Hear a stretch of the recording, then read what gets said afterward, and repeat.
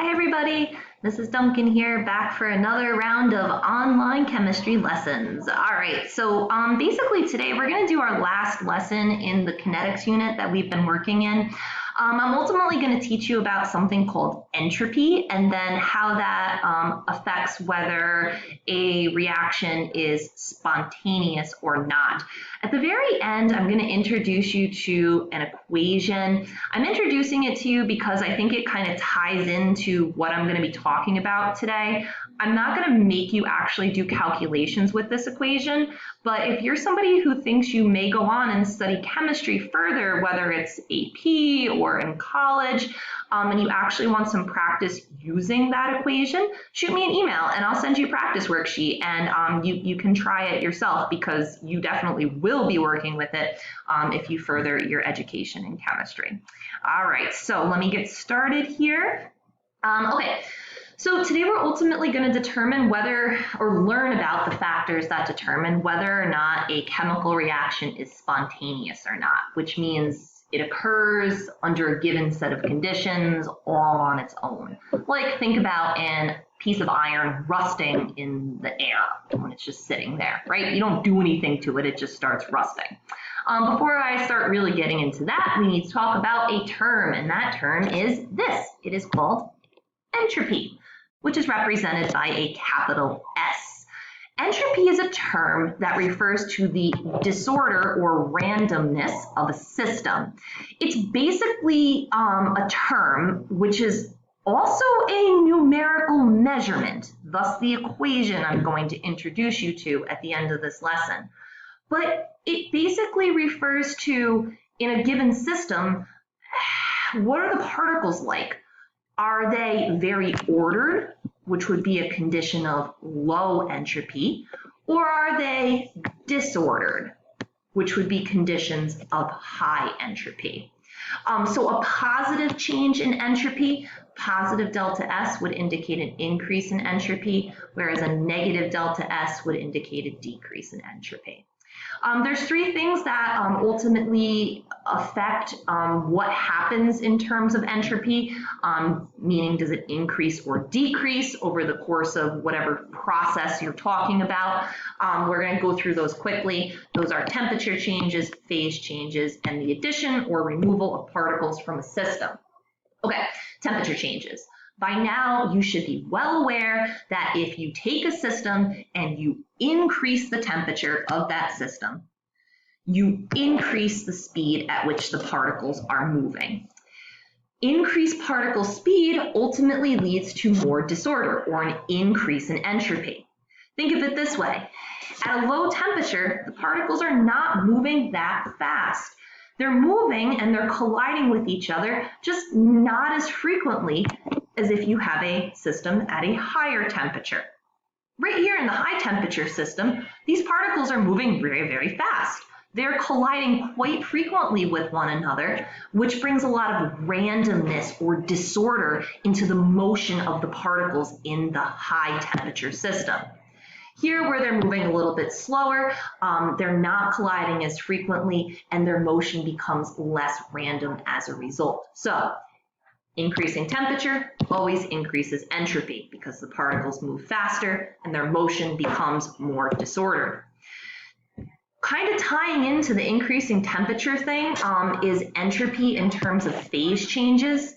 If you think about the particles in a solid, they're close together, basically touching one another, basically vibrating in place, moving, relatively slowly compared to the particles in a liquid or a gas. If I heat these particles up, they're going to spread out and begin to move faster as they enter into the liquid state. They're becoming more disordered.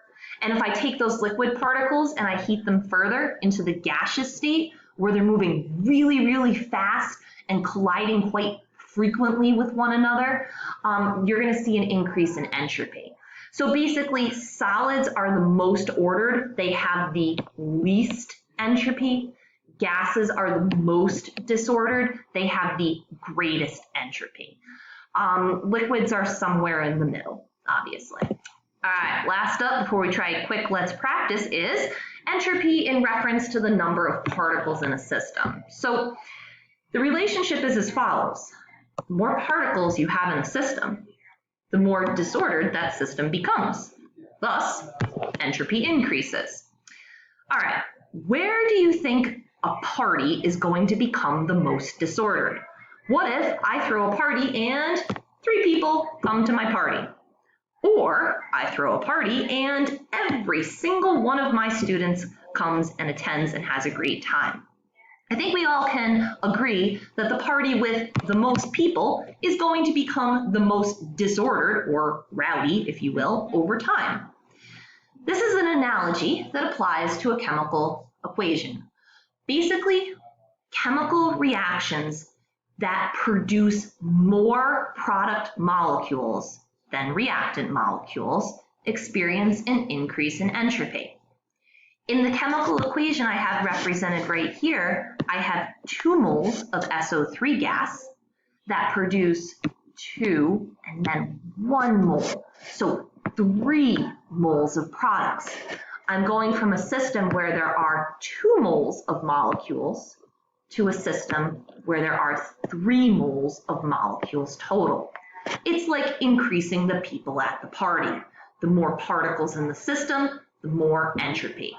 You would see an increase in entropy over the course of this chemical reaction because more particles are produced as products. Okay, so when you're trying to figure out entropy changes, did delta S increase or decrease? Did entropy increase, positive delta S, or decrease, negative delta S? The first thing that I'm going to tell you to check is states of matter. Check on the states of matter. So what I'm going to do in number 1, which is a phase change for water, is I'm going to look. I'm starting out with water in gaseous form, and it's condensing into water in liquid form. If you'll recall, gases are more disordered than liquids. I'm going from a state of high disorder in the gas phase to a state of lower disorder in the liquid phase. Because liquids are more ordered than gases, I'm going to see a decrease in entropy for the first process. In number 2, we can prove this 2 ways, but my advice to you is, again, check the phases of matter first. I have all solid reactants, calcium carbonate solid. It's producing solid calcium oxide, but also gaseous carbon dioxide. Gases have the highest entropy. They are the most disordered state of matter. I'm going from a position where I have all solid reactants to some solid, but also gaseous products. This is evidence that there has been an increase in entropy here. The products are more disordered than the reactants. You could also prove it by counting the particles in the system for this one. I have 1 mole of calcium carbonate, but I produce 2 total moles of products, 1 mole of calcium oxide and 1 mole of carbon dioxide. It's like the more people at the party thing. Since I have more particles on the product side of this reaction, it's further evidence that the entropy or disorder has increased. Last up, if I look at number 3, again, check your states of matter first. But in number 3, this is not going to help you. Why?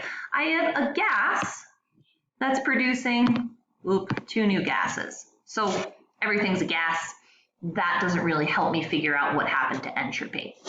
So if the phases of the reactants versus products doesn't help you, it's time to check out the particles on the left versus the right-hand side of the reaction. On the left-hand side, I have 2 moles of reactants. I am producing 4 moles of NO2 gas and 1 mole of O2 gas. I am producing a total of 5 moles of products. So I'm going from a system where there are 2 moles of particles to a system where there are 5 moles of particles. The more particles in the system, the more disordered that system becomes.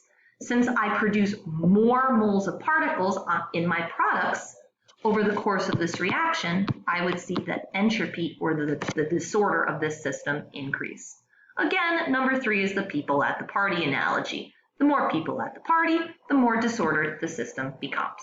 Okay, spontaneous reactions. So I mentioned this in the beginning about a piece of iron. The reaction of iron with oxygen and water vapor in our atmosphere is spontaneous, right? If you look at anything iron out in the world around you, eventually it's going to get some rust on it. That's a chemical reaction that occurs to produce that rust, which is either iron 2 or iron 3 oxide. That's a spontaneous reaction. Now, in general, spontaneous reactions, the products of these reactions have less energy than the reactants. And here, everybody, I made a typo. I'm so sorry. The products of spontaneous reactions generally have more entropy. They are more disordered. So in general, spontaneous reactions release energy. The products have less energy than the reactants, and the products of spontaneous reactions are more disordered. Notice I'm saying generally. I'm going to get to that in a minute. Okay, let's talk about the energy changes first. Less energy means more stability, and spontaneous reactions generally produce products that are more stable than the reactants from which they come from, which means that most, again the word most, exothermic reactions are spontaneous. And it means that most endothermic reactions are non-spontaneous. Okay, so in general, spontaneous reactions produce more stable products. How do they do that? They release energy. Okay, think about this. You're on the back of the truck and you are just throwing bricks off the back of the truck. In general, which pile of bricks do you think is going to end up on the ground? The ordered pile of bricks or the disordered pile of bricks?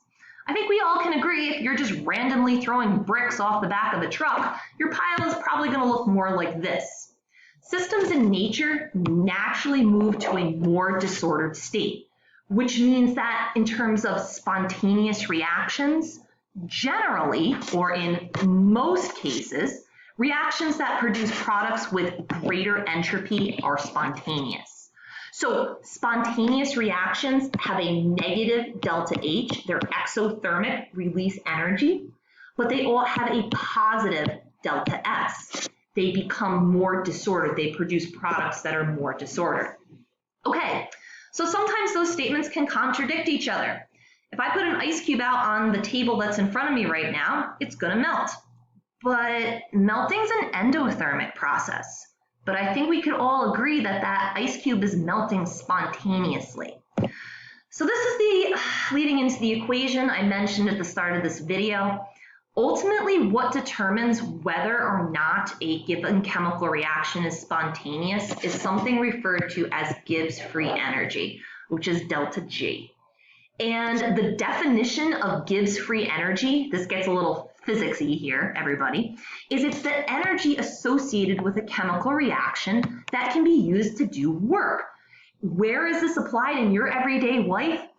Batteries are based on this principle. The energy of the chemical reactions that drive a battery can be used to do work to power a light bulb, your cell phone, whatever thing you have that uses a battery.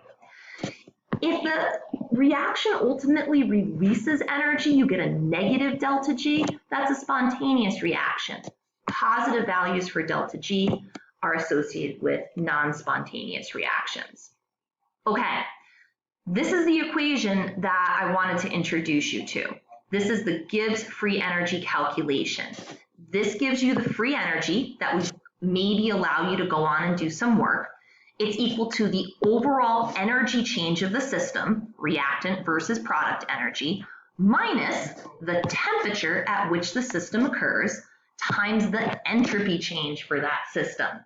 In the case of the ice melting, the entropy change is so great that it doesn't matter that this system absorbs energy overall. This value for delta S is so positive, it's so much bigger than the energy that's absorbed, it ultimately results in a negative delta G, which is why the process for melting ice is spontaneous. That's basically all I'm going to say about this equation, but remember my offer, if you want some practice problems on it, shoot me an email.